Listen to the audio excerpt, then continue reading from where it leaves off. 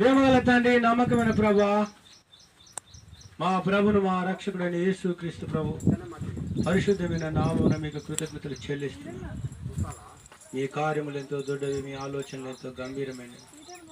132 కీర్తనలో నుండి దావీదు దేవుని నివాసనం చూచే వరకు ప్రభా తను ఎంతో ఆశ కలిగి, అది ప్రభా ఎఫ్రాత పొలములో ఉన్నదని ప్రభా అక్కడ దేవుని నివాసం చూడని ఆశ తనకి ఎంతో కలిగి, దేవుని మందిరం పట్ల, దేవుని యొక్క కార్యాల పట్ల ఆసక్తి, తన యొక్క విశ్వాసము ప్రభా ఎంతగానో పురుకొల్పుకరంగా ఎంతో ప్రభుకు మహిమకరంగా ఉంటుంది.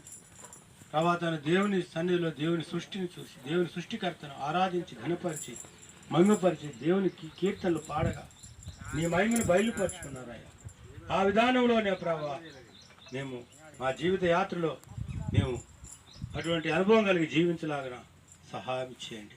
దాని ఆహారం నిండాలుగా దీవిస్తానన్న ఇక్కడ నుండి దేవుని వాక్యం అనేకులకు అందించబట్టు, రక్షణ సునాదులు ఇవ్వించబట్టు మీరే సహాయం చేయండి. దేవుని మందిరం వేరొకటి కాదు, పరలోక గవిని ఏలు బేతేలు దేవుడే దేవుడని ప్రభా యేసుక్రీస్తు ప్రభు ద్వారానే రక్షణ ఉంటుంది, పాప క్షమాపణ మోక్ష భాగ్యం ఉంటుందని ప్రజలు గ్రహించలాలని బిడ్డలు చేసే ప్రార్థనలు సఫలపరచు.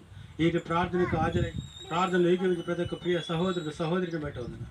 ఎవరు రాలేకపోయారో వారి భాగాన్ని వారు పొందినట్లుగా వారు కూడా తాను దేవుని కొరకు ఆశ కలిగి జీవించడంలో కార్యం జరిగించి మనం వేడుకుంటున్నాం. ప్రభా ఈ విధంగా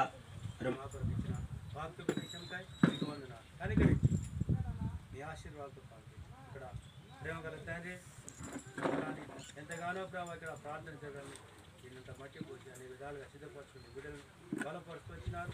ప్రతి ఒక్క కుటుంబాన్ని